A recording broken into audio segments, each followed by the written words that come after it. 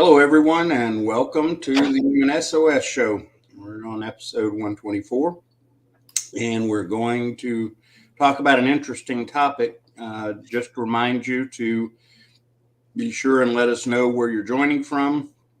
And as always, we want to hear your comments, your questions, so that we can get the engagement with you because it's that engagement that makes it most interesting. So, Anton, you want to open up our content today?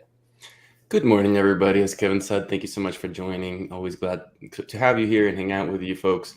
Today, we're talking about quiet quitting. It's something that has been all over LinkedIn, many different opinions around what quiet quitting is and whether it's good, whether it's bad. And we want to hear your thoughts on it, have Kevin and I discuss it. And, it ties into human sustainability, which is what we talk about, the Human SOS Show, in many different ways. And we'll talk about how it all ties in. But first, let's start with definition. I'm just looking at Wikipedia definition, and it says quiet quitting is an application of work to rule in which employees work within defined work hours and engage solely in activities within those hours. Despite the name, the philosophy of quiet quitting is not necessarily connected to quitting a job outright, but rather doing precisely what the job requires. So that's the intro of quiet quitting. And Kevin, let's start with you. What are your thoughts on quiet quitting? Is it good? Is it bad? Is it necessary? What do you think about it? Let me shout out to Lydia. How are you, Lydia? Good to have you as always. Well, when you suggested quiet quitting, I knew that I've heard of it, but I had to do a little looking just to see. And it's a concept that we've been dealing with under different names, now quiet quitting, but it's basically about lack of engagement and demotivation.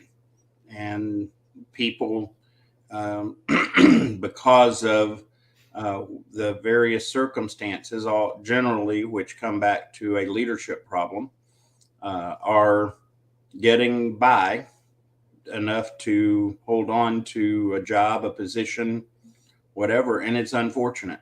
And it's really a very it's a symptom of a bigger problem. And this is part of the perfect storm in the workforce that I've written an article about. And it's just beginning to, the storms are colliding. And because of some of the choices we've made, the impact's going to be felt. I think it's part of the Great Resignation.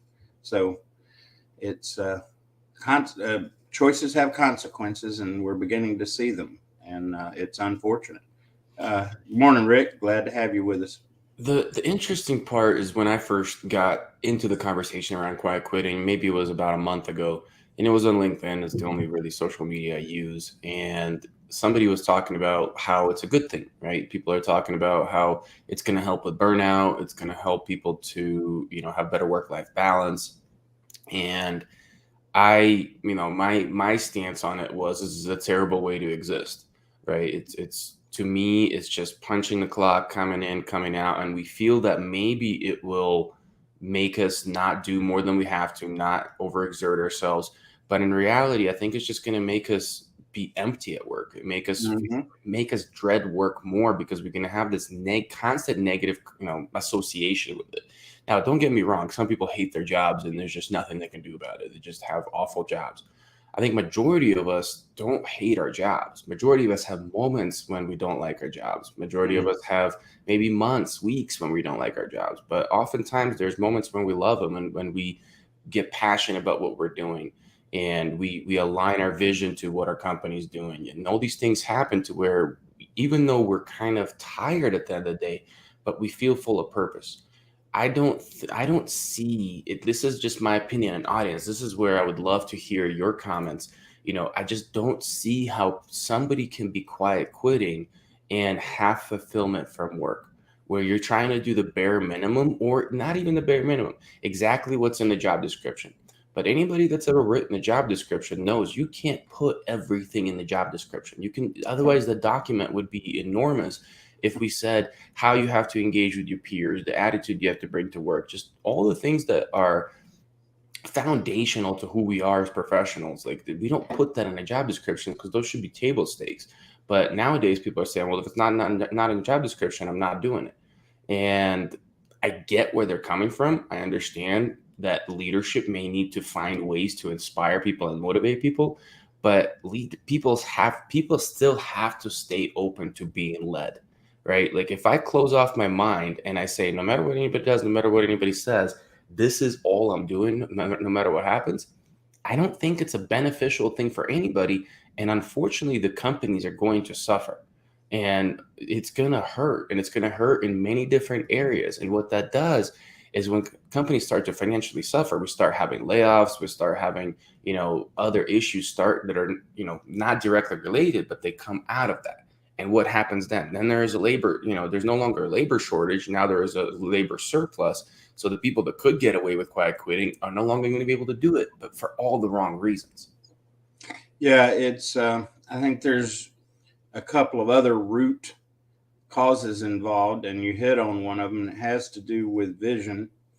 I think we have people, and I would say a high percentage of people that are in jobs that don't align with their vision, what they're about. They took a job because somebody said, well, this is a good job, pays good money, or it's prestigious or whatever. And it will be that your ticket, go get your degree in this, and then you'll be set. And it doesn't work that way. And then the other, if you will, root involved, and we've talked about this before, sometimes people might think that you and I want people's lives to be stress-free. And that's not the case. That's not even practical or realistic. But this effort for quiet quitting could be a symptom of people trying to be stress-free rather than properly managing stress in their life.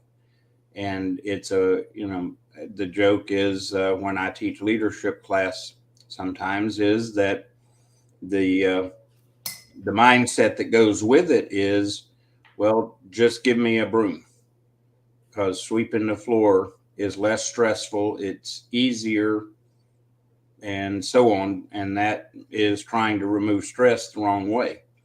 And so it's a challenge. And you're right. The impact is not just going to be on the employer. It will certainly be an impact, but it will impact the people that are choosing to do it, not just now, but long term. And the dissatisfaction involved in just doing the minimum required is going to be remarkable. And that's going to create stresses ultimately, because that is contrary to who and what we're designed to be. We are designed to live and be effective and functional and even productive in what we are, who we are, and grow into that and get better at it and use it to help other people. And so the implications are very big across the board for everyone. It's not just going to be that person that the consequences or implications affect. And I really want to understand the positive side of it, right? Like I'm struggling, I'm trying. Like, audience, if you see, if you have an opinion on why it's a good thing, would love to hear it. Type it in the chat, or any thoughts that you have around quiet quitting, type it in the chat. But to me, it's not a good thing for many reasons, but even leaving that aside, I think it's a response, right? We're not talking about that quiet quitting is a response to burnout. Like, if many people are burnt out, but it's not necessarily about work. We talk about this all the time. Burnout can happen for many, many reasons. And that's really what Kevin and I try to do all the time, is open up people's eyes and go, look, somebody can have a normal working environment, but be burnt out at work, not because of their working environment, because of their personal life or because of their health or whatever it is that's going on. We are overstretched in our lives. Like, that's the bottom line. Really, the foundation of human SOS, and I haven't mentioned this in a while, but it's the fact that we as human beings are supposed to use X amount of our personal resources in a 24-hour period, right? Certain amount of brain power, certain amount of all the different things that we use. And it really has to do with stress and some of our neurochemicals and things like that. And the fact is, many of us are using that up by noon. And then we're running on fumes, and then we're borrowing from the next day, right? Technically speaking, right? We're borrowing from the next day what we're supposed to use in the future 24 hours. And it's that ongoing deficit that we keep living in. And like I said, it's not just because of work, it's many different reasons. And so now people are just have low desire to participate in what they do. Like, that's one of the signs of burnout, is just shutting down and trying to get through the day, right? Instead of living the day. And that's a big one to really understand how burnout does that to people. Many times we're misdiagnosing depression and we're going, this person is depressed, let's put them on medication. Where the reality is they're burnt out. And I've been there, a few times in my life for many different reasons. Some were professional, some were personal. And I'll be the first one to tell you that those symptoms very closely align. And if you don't really know what you're talking about, or your doctor doesn't pay attention to it, you can be very grossly misdiagnosed and then be on clinical depression for a long time because you're taking the pills for it. So, I think what's happening is this quiet quitting is just a response to it. Like you mentioned, engagement's been down for a long time. But the scary part is now we're justifying it. Now we're saying it's a good thing, and we're not looking at it as a symptom of a bigger problem. And that's what really scares me. Well, something else that I think drives the mindset is not adequately dealing with fear, and the fear that we're forced to face anyway, whether we deal with it or not. That's part of our culture. The pandemic, the new versions of the virus, things like that. They are pushing, it's in front of us, and it's causing us to be pushed to face things that we may or may not be ready to face, and are not prepared to face. And we talked about this yesterday on Wisdom Seekers, that it's that fear of death and our unwillingness or inability to address an inevitable event. And it's remarkable. I do workforce recruiting for a great organization, the Independent Electrical Contractors. And I'm seeing people coming in that are in jobs that many think are, that's a great job, it pays well and stuff. And they are coming in going, this is just not satisfying.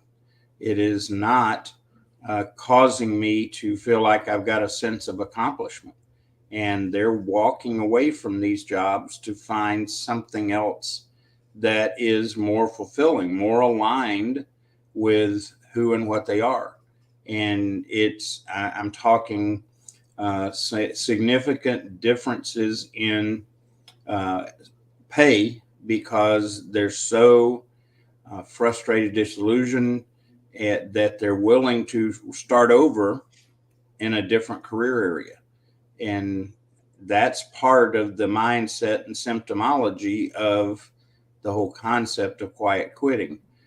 And some people end up really quitting in the end as a result, and because of just what we've talked about, the sense or need for being purposeful, to have reason to do what we do. And see, me, I'm very indexed on leadership responsibility, and our leadership is not getting it. And it's insidious, because when people are meeting the minimum requirement, there's a mindset among leadership, well, at least they're doing their job. And their inability or unwillingness to see the implications contributes to the problem as well. And so, yeah, it's both sides of the equation. Leadership is very important to what goes on, but personal responsibility and leading ourselves is critical also. And we've got a lot of people that don't know what that is or how to do it either. Well, I'm hearing people, when if you folks, if you haven't seen this has been all over LinkedIn, and it's been a term, like Kevin said, that's the newest term that we're using, but it's not a new concept. And many advocates for are saying it's not right for leaders to expect for people to go above and beyond their job. Like that is something that shouldn't be happening, right? And I struggle with that one, right? It's that Kevin said two-sided. One is that leaders may need to change how they lead. If that's what's happening in the organization, and we see a lot of people that are working like that, I think the reality is there's probably poor leadership. But I think it's more than that. I think there's more cultural things that are happening, nationwide. I don't know how much of this is going on outside our country. And we know that many of our, audience are from different places. I'd love to hear if that's happening in your part of the world, or if it's just really more of a US or Europe kind of phenomena. But the thing is, like, we will never have a feeling of flow. That's something that, once again, I'm a science nerd. So like I talk about how we are all the time. And I'm sure you've all experienced the feeling of flow at one point or another, where you're just doing things. And yes, it's a lot, but you're just making it happen. And you're just in this like state of shutting out the world, and you're just at the best, highest level of performance. It feels amazing. Like you can stay there forever because you're going to need to come down and recover at some point. But it is the most amazing feeling, at least for me, to be in that state. Well, the thing about flow and the definition of it and how our body works is when something is asked of us that's slightly outside of our current capability, right? Just a little bit outside of what we're constantly used to. Quiet quitting will never allow somebody to experience a state of flow. Bottom line, yes, they may experience it and do an extreme sport if they do that, but they will never experience it at work. And that's sad. And to me, that I try so hard to show people, I understand what we're trying to do. I understand that we're putting boundaries on people, on bad bosses that, ride people into the ground and constantly ask for more and more and more and more. But these are two opposites end of the spectrum. There's so much more middle ground that exists, but we're not treating it this way. It's like either I'm only doing what is asked of me, or, I'm not doing anything. But there's so much more in the middle, and let me change how I treat you as a leader. Let me inspire you more. Let's sit down and one-on-one and have conversations to ignite that spark in you that gets you to not feel like you have to do more, but want to do more. And that's the difference, right? I shouldn't be asking somebody to stay long hours. That doesn't mean that while you're here with the normal working hours, you shouldn't be inspired to do your best job that's outside of what's written in a little piece of paper that's your job description. That's just my thought. And like I said, I'm pretty passionate about this. I would love to hear anybody, have a contradicting comment. I think Rick's got a comment. Yeah, and that COVID changed everything everywhere. And it did, Rick, and it's not the virus itself. We've been dealing with viruses for centuries. Was the way response was chosen in regards to this virus, and the impact has been, well, we will be seeing the impact of this for a long time, and some of the outcomes or consequences from dealing with this can be good, and that's causing people to really think through important things in their life. But the downside is that we have conditioned people by our response in a way that is not good. It's not healthy.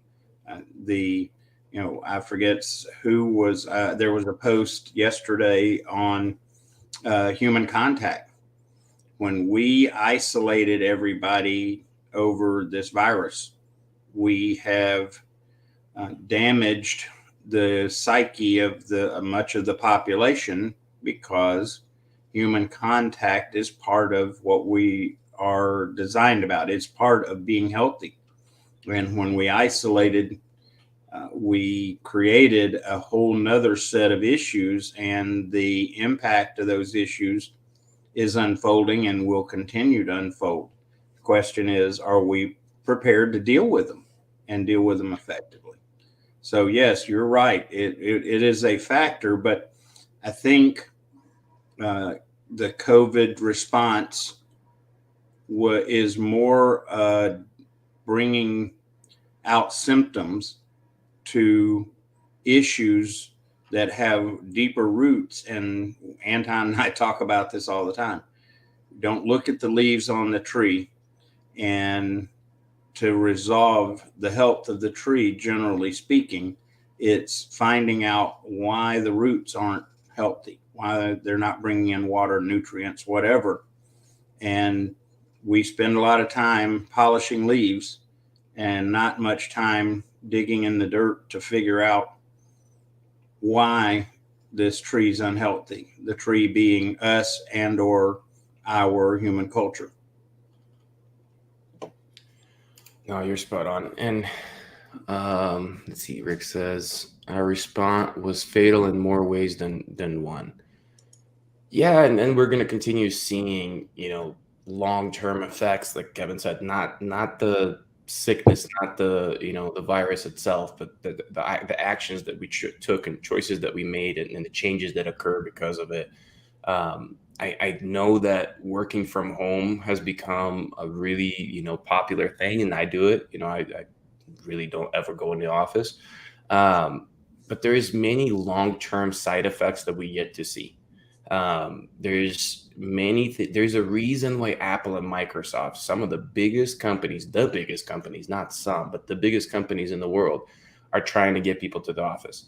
There's many people that are saying I'm more productive at home. There's all this stuff. If that was really the case, why would companies want people to come back? Like, I'm an advocate of hybrid work, and me and Kevin have talked about this. We came up with a term called strategic flexibility, and it's giving people flexibility, but not just not just like here's aimlessly all the flexibility you need. It's being strategic with it, and when people are at the office, being making their time worth it, and giving them a reason to come in and all that kind of stuff, putting more thought into it versus just having office hours and non-office hours. But I think quiet quitting is just one of the symptoms that's coming in that's due to that. I'm not saying it's good. I'm not saying it's bad, but I'm saying it is a symptom. And I think that people are disconnected from the workplace, that people are disconnected from each other in the workplace. And that is contributing to many things. And we think that quiet quitting is going to be a solution. And I just don't think so. I think that it sounds good on paper, right? It's one of those things that we keep doing in recent history, very short-sighted. And we're like, oh, okay, this looks like a great idea. And then as time goes by, we're going to be like, wow, this is actually hurting more people than it's helping. That's what my thought on it is, right? Accepting a culture of quiet quitting is going to hurt a lot more people than it's going to help them with mental health. Well, it's a passive rebellion, just to be quite frank. And I understand, because as a former teacher, one of the things that teachers always joked about, majority of teachers work very, very hard. And one of the things that is in most teaching contracts is a clause called "and other duties." And people that hired on to be teachers are, because of "and other duty" clauses, find themselves in their personal time running concession stands or whatever related to school. I remember one year, under the "and other duties" clause, as a teacher, I was required to be at a football game, and towards the end of the night, we were disassembling hot dogs. We were taking the hot dogs out of the bun and separating them and all this. And choices like that on the part of the leadership involved are detrimental in how they approach it. And so it's a real challenge. And in fact, it occurred to me, one of the analogies that I put in an article at one point is boxing in people. And we've got people boxed in and been living in a boxed in state for a long time. And I think this is also a byproduct of social media, because for a long time, people assumed that being boxed in was the norm and that that was a healthy part of what we did. And we began to get differing opinions and perspectives, and then more people feeling boxed in or getting together and going, oh, you feel it too. And after a point, you get enough people going, oh, you feel it too. And oh, by the way, I don't like it. Then you start seeing people reacting in larger groups and reacting versus responding. And it's unfortunate. And it's unhealthy. It seems like a good bet, but the personal health issues become a factor. And rather than ultimately reducing stress, it's going to increase stress in people's lives. And it will do it even short term because of what you talked about, Anton, the lack of satisfaction in what we're doing, just going through the motions. And one of the examples I always talk about is watching a sports team. A sports team where everyone is flowing in their role is amazing. They're unstoppable. And that is the sense of what could be, but we're not focused on having that kind of response in our workplace on either side of the equation. People, management, leadership don't know how to function without trying to box people in. In fact, the interesting box that they put them in is job descriptions. I think that, and I appreciate what the intent of a job description is, but having a single job description that we try to find people to fit in that job description, rather than, as Jim Collins talked about in Good to Great, finding good people and then get them in and figure out the tasks that need to be done and which ones are good for each person. And we're just watching people that are boxed in by a job description. And they say, okay, well, if this is what you're going to force me to do, I will do that, but that only. And that we talked a few weeks ago about ruts. That's a form of a rut. I'm going to do what I got to do every day, and that's all I'm going to do.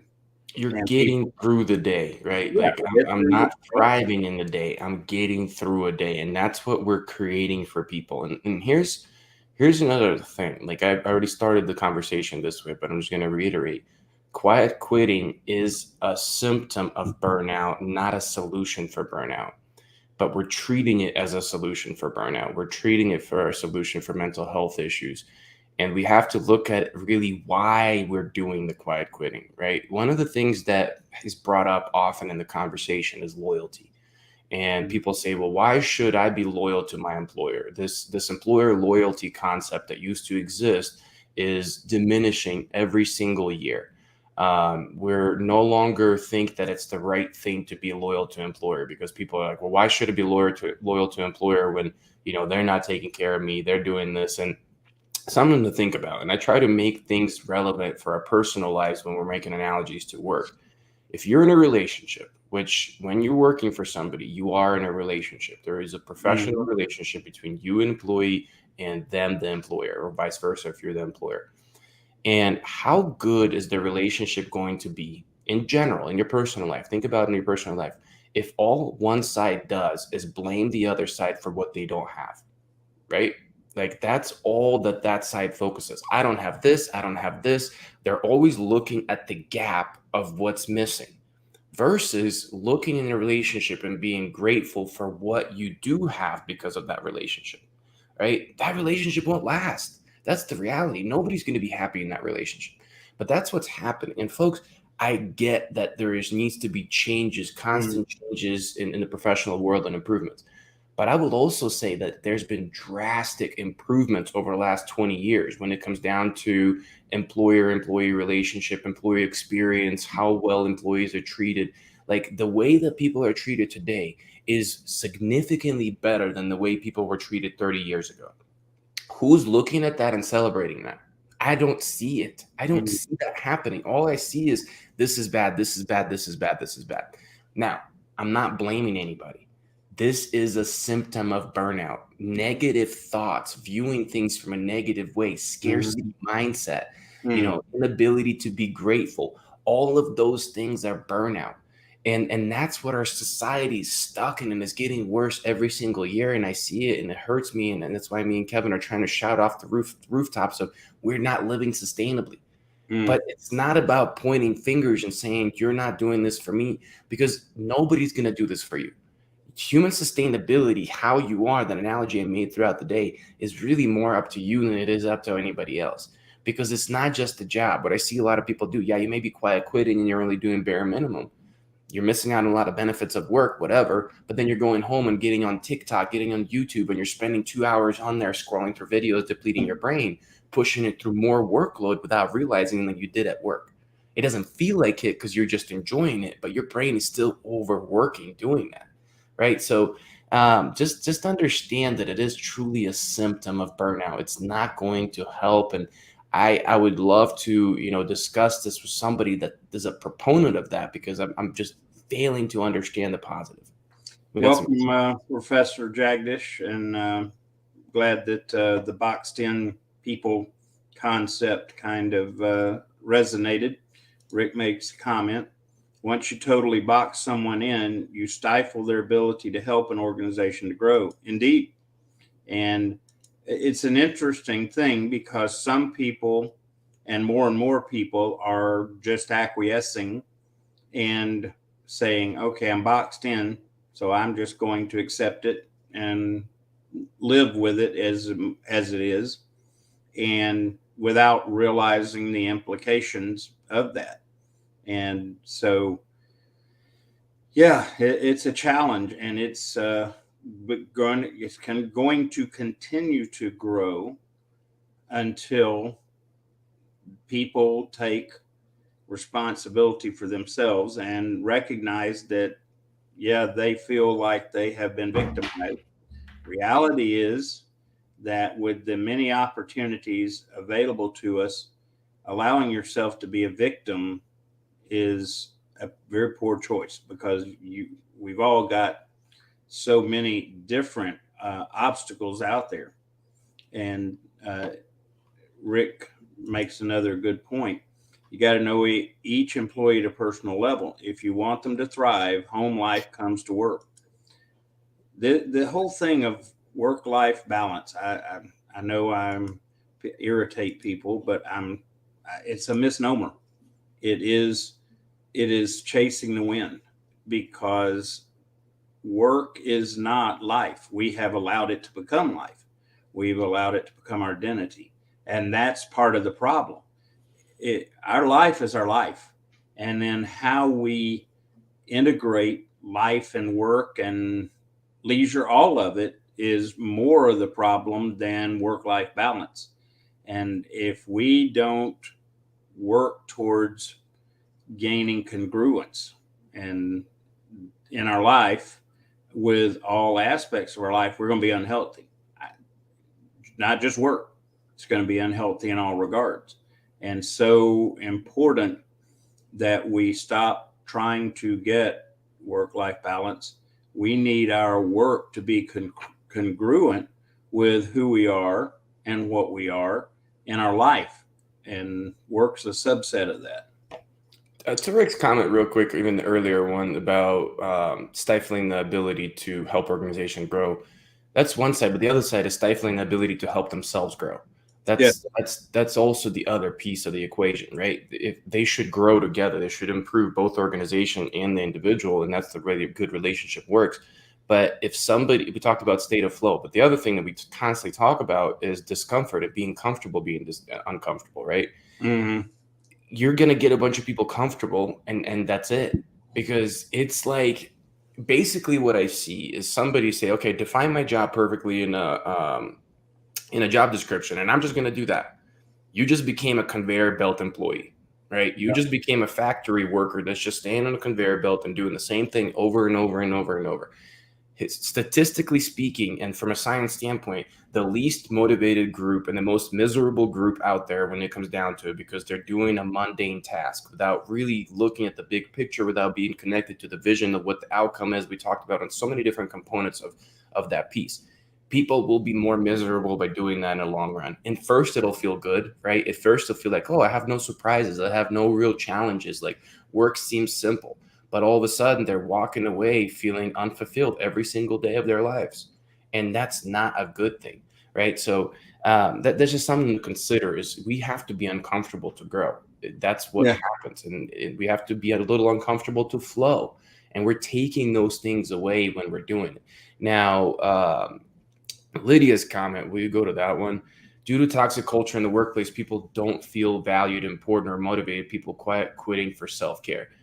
100% get it, right? It seems like it's the right answer. But how prevalent I see that, I feel like the culture is not that bad in all the places that people are talking about quiet quitting, right? I think that we're demanding too much from a cultural standpoint and not taking a little bit of a personal accountability. Like perfect example, right, is what I was talking about. People are stressed out, so they're blaming work, and it could or could not be the source of it. But then they're not doing anything at home to recover. They continue to push themselves to that limit, using up, all of their valuable internal resources to come in the next day into work depleted to start with, right? Like it's not always possible to have work be amazing. Like that's not the case.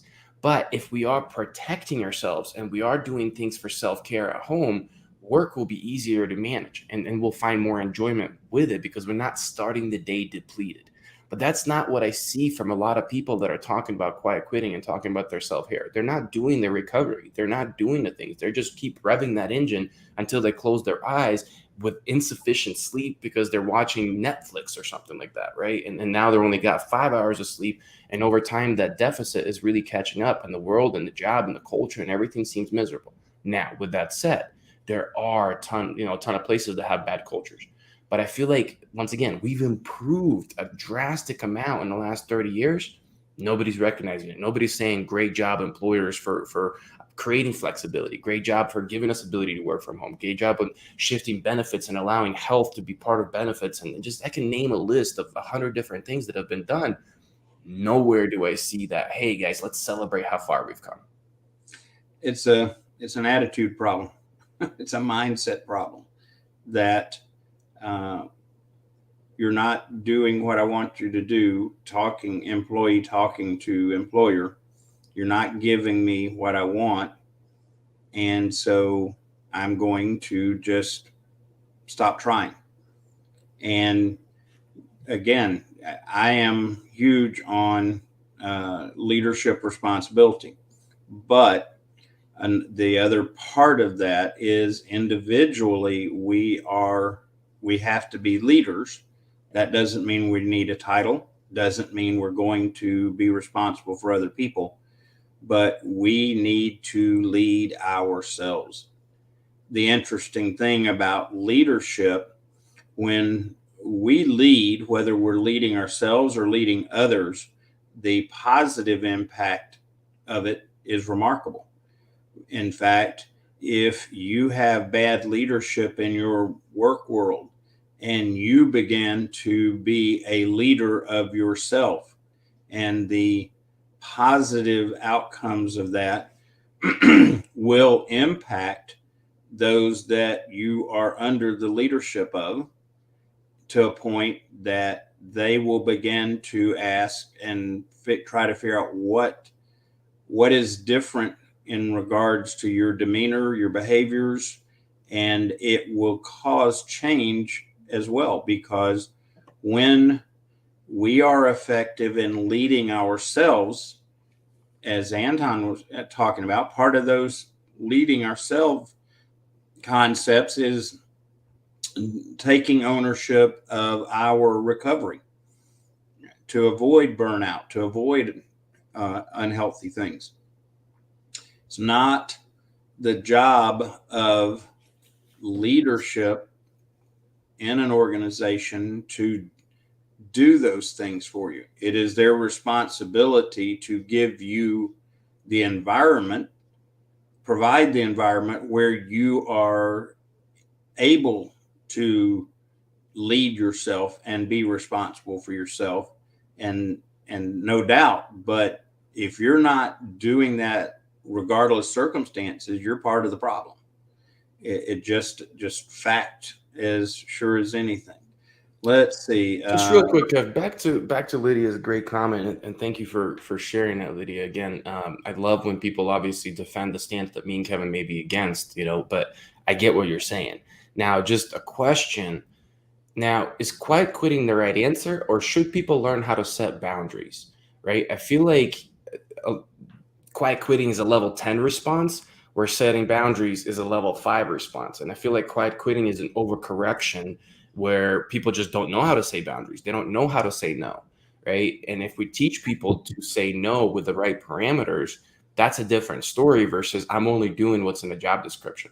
No, I'm only doing what I need to do within working hours, and that's my limit, right? I am not going to stay here longer and sacrifice my well-being for this work, for any work for that matter, because I'm a complete human being. I have a life, I have family, I have friends, I have fun, I have whatever our components occur out there.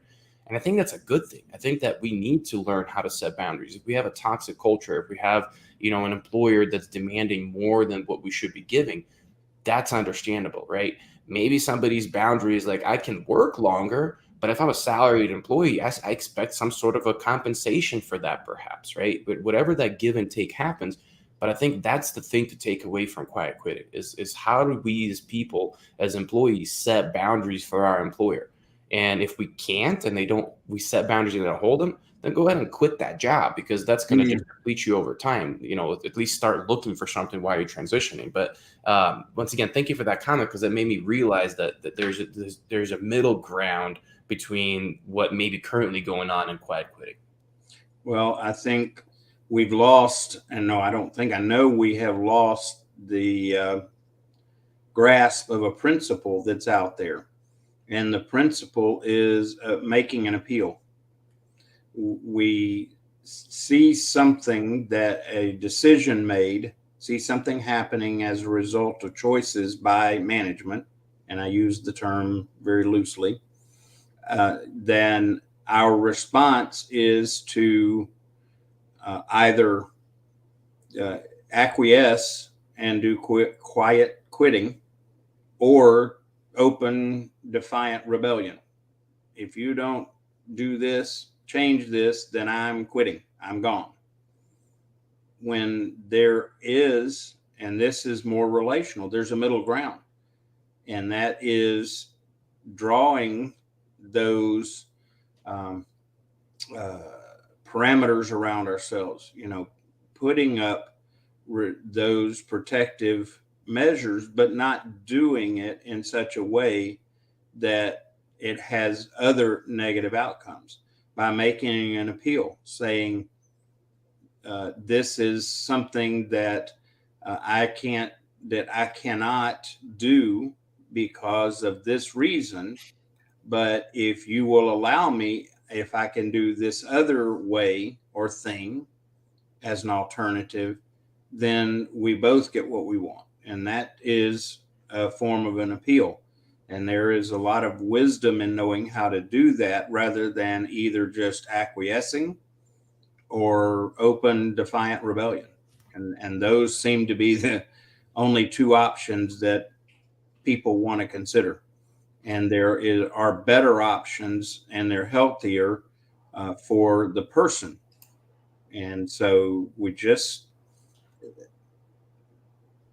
the more we blame somebody else, and the less we take responsibility for ourselves, the more we become a victim of our own choices. And it's not a good one. And Professor Jagdish adds some additional insights. Says boxing in kills creativity and curiosity, putting a lid on new experimentation, not just in job, but in life itself. Part of our design is to be able to be creative in the area where we are gifted, talented. And when we stop exploring that, that again, the symptom of that is the quiet quitting. And it's really sad in so many regards. I'm gonna share my screen real quick Okay. to show an image.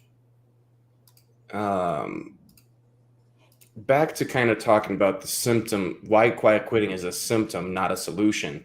But if you can see that, I don't know, Kevin, is it possible to zoom in a little? Yeah, you need to, Okay, there we go. Okay, perfect.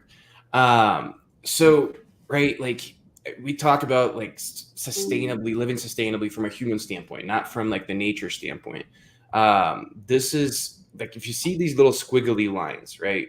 That's what's supposed to happen in a human body. You increase stress into that kind of red orange area, and then you go back into the green and you recover. And that's a daily thing, up and down, up and down, up and down. Most of us are not living this way. It's just the life is not any longer designed that way, right? Hunter-gatherer society was designed that way. Modern world, with just as much stress outside of work as there is at work, when we really look at the big picture of stress, makes us go like this, right? We keep continuing increasing stress load until we get to this freeze, and then we hit deactivation, that big bell curve line that you see. And that deactivation is not recovery, it's shutdown. It's a very big difference, right? So this blue is where I see quiet quitting come in.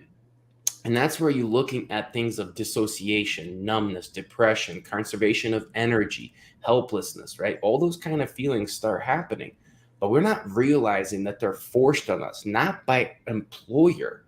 They are forced on us by our body, by our mind, by our chemical imbalances, and things like that. And this is just something that, if you guys are curious what this is polyvagal nerve theory. It changed my life when I understood these concepts. And there's a book that's written. It's pretty dry, so I don't recommend reading it, but you can get cliff notes on it. But just understand that we can't live like this, where we stay stressed out to a point where our body shuts down and deactivates because it just can't sustain what it's doing anymore. So this is a visual representation of what I'm talking about when I say quiet quitting is a symptom. It's not a solution. It's funny because that chart goes back back when we first started Perspective Force. Well, this is where the concept of human sustainability for me came from, right? I think I was introduced to this theory in 2009, 10, something like that. I worked with a therapist for a while, not myself working with them, but I was helping them, and they were teaching me some stuff. Yeah. We worked on some stress with kids together. And that's what it's all about. That's what we keep doing every single day. And we're not seeing how it's happening because it's a slow drip, right? It's like an IV that's going in. It's not a huge influx of stress. It's just that gradual drip without the ultimate release that builds up over time. Yeah. And that's the hideous nature of these kind of problems. Rarely do they just slam us right in the face in one motion. It's not until the drip's been going on for a long time that we realize, we're in trouble. Let's see. Lydia has another comment. Says, absolutely agreed. With no and setting boundaries, some company required long working hours without paying the extra hours, and also cutting payments to maintain the company. Unfortunately, a lot of take that goes on in companies. But the key there is we think we are powerless to respond. We're not. If nothing else, we have the option of quitting, real quitting, because again, the nature of quiet quitting is so unhealthy. Better to quit and find something different than just quietly suffer. All right.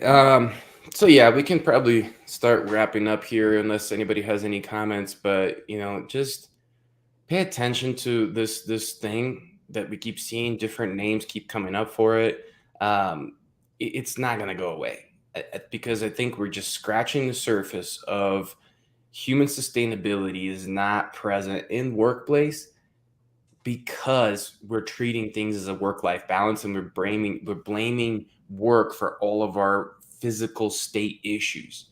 But they're not. It's not just work. Trust me, work can be, especially in bad toxic culture, it can be the main issue.